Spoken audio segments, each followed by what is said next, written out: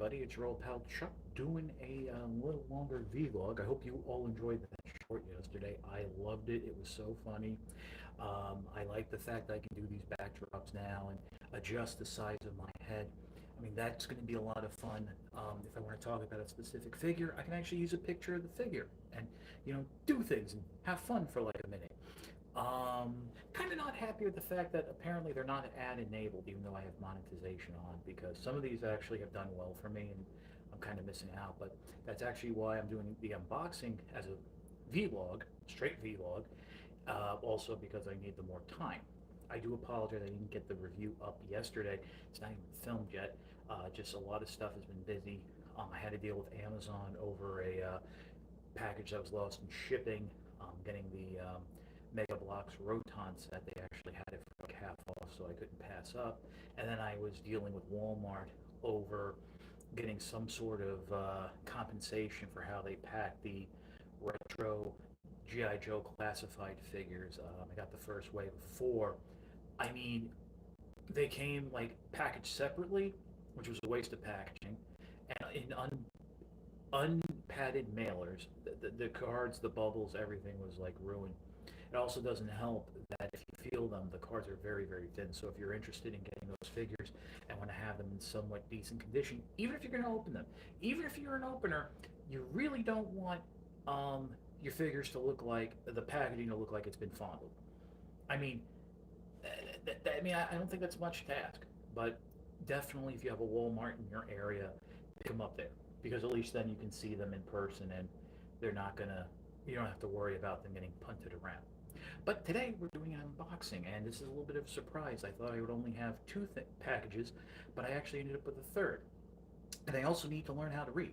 I thought I was getting within 24 hours of getting the notice that it shipped uh, the Velocitron clamp down from Hasbro Pulse. That was one I couldn't get from Walmart.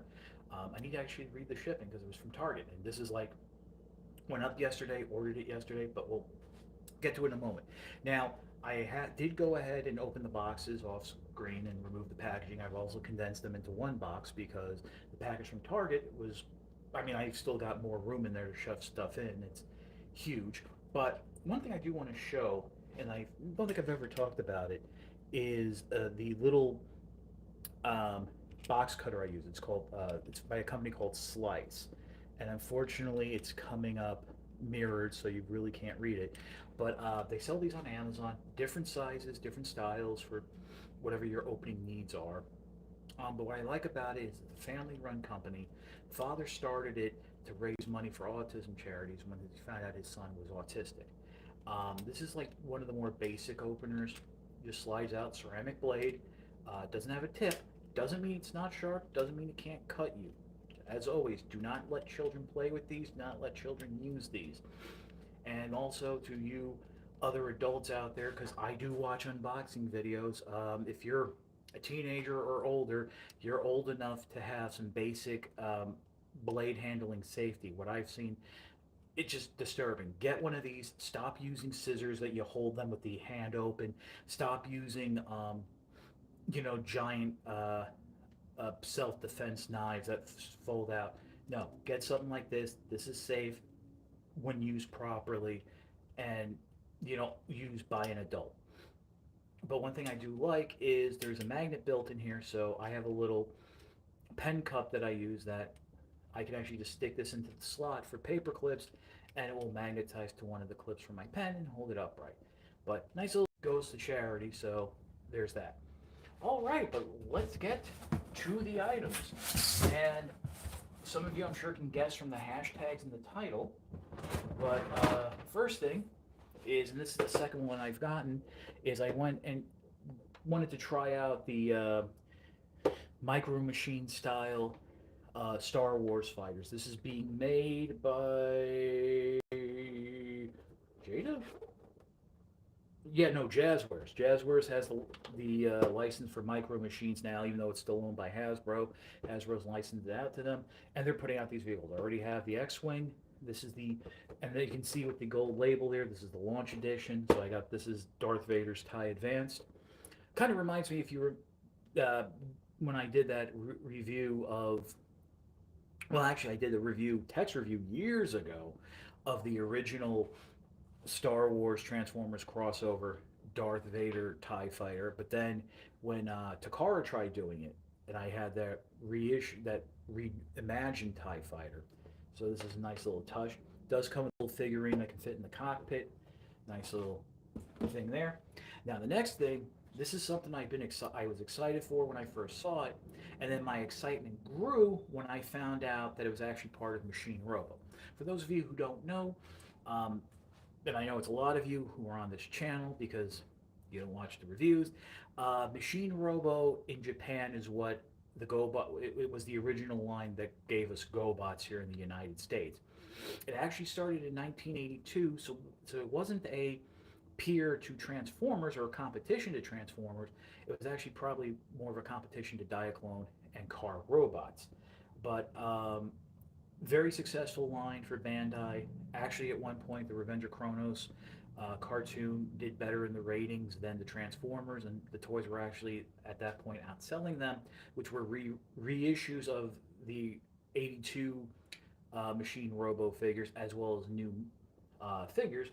Well, the Machine Robo line has always stuck around. In the early 2000s, they were having huge success with something called Machine Robo Mugenbein, which was you had a core block that could transform, but that you could snap parts onto to make different vehicles, different looking robots. There was a combination aspect. There was also a different, uh, I don't know if it was going at the same time or right before Mugenbein, but it was a combining type one where you had a core figure and had drones that would super it up and make it into a larger figure. It really wasn't connected to the Revenger Chronos line and those guys, but they did use some of the same designs, and I don't know if they had the same names. Well, this is now what had happened after Mugenbein is when the Transformers movie started up, and in Japan the movie lines always do well. So Bandai knew it would be kind of foolhardy to try and compete against the Transformers movie line. Now they did try to bring, or were thinking about bringing Mugenbein to the United States under some name, but Hasbro, being the people that they are, had a universe release of Robots in Disguise 2000 Ratchet that had Machine Robot Rescue on it. Oh, you know what? That was the name, Machine Robot Rescue. That was the combiner name for the combiners, and Mugenbein was after that. So basically, they kind of trademarked the Machine Robo name or Machine Robot name. But this is part of it.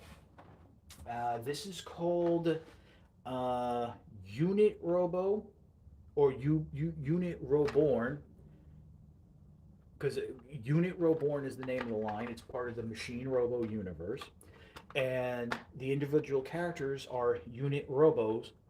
And what you have is an inanimate object. Well, they're all inanimate objects, but you have something like an eraser and a little plane, and they combine together, spring action, and form a animal, bipedal robot, what have you.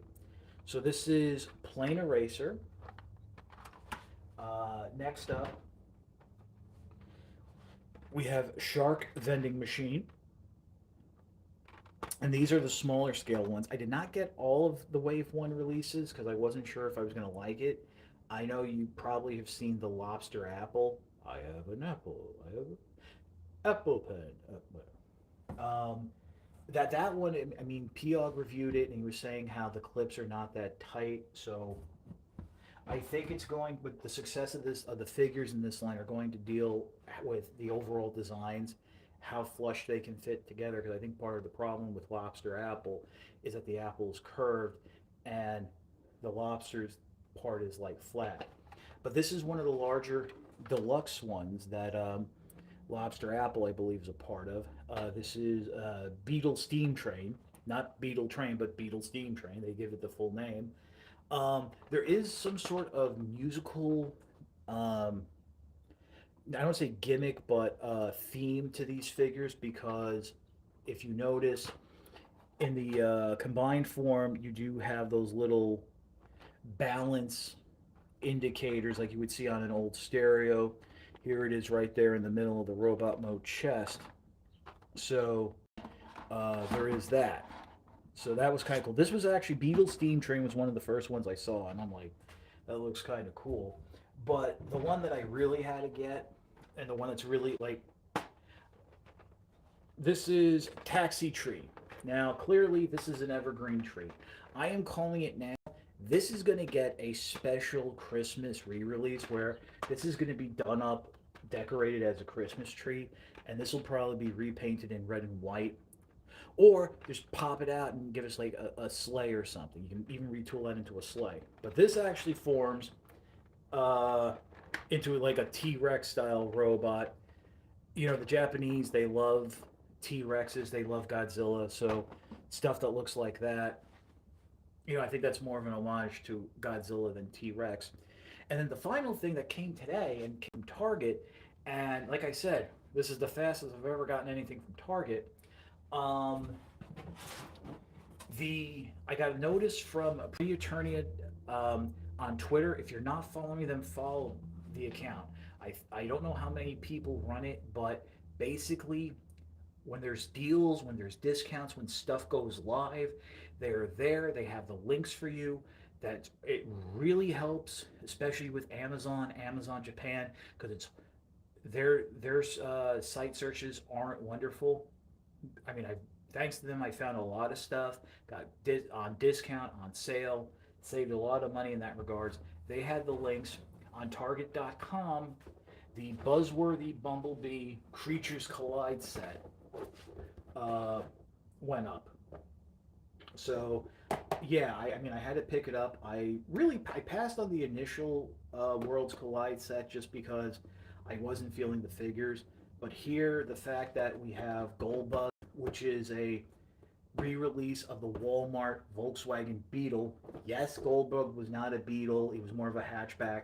But just to see that under out from under Walmart's thumb and their control, that's really cool. But also to have Ransack.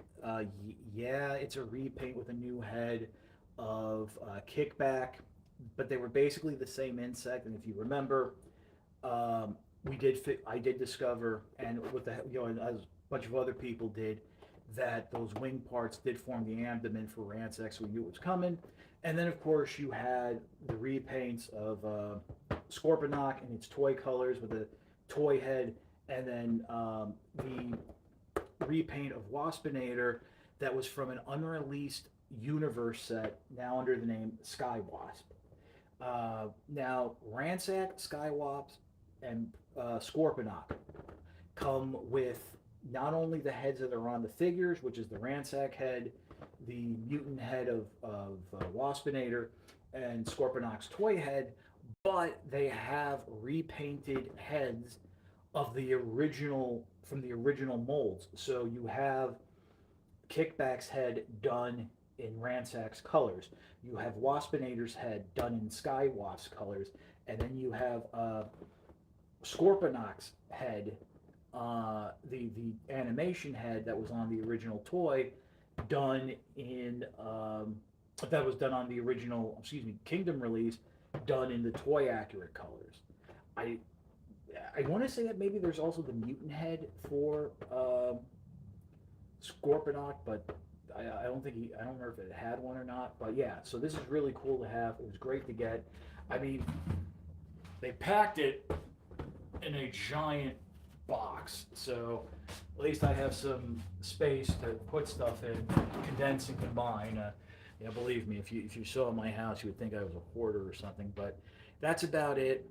Now, I really am committed to getting the Motormaster review up and out, and then I think I'm just going to jump right in to these Unit Reborn figures because I've been looking really forward to them. And towards the end of the week, I think I have another set of Japanese figures coming. These are from a Takara line, Takara Tommy line. That's actually I've been excited for these figures since the spring when they were first revealed.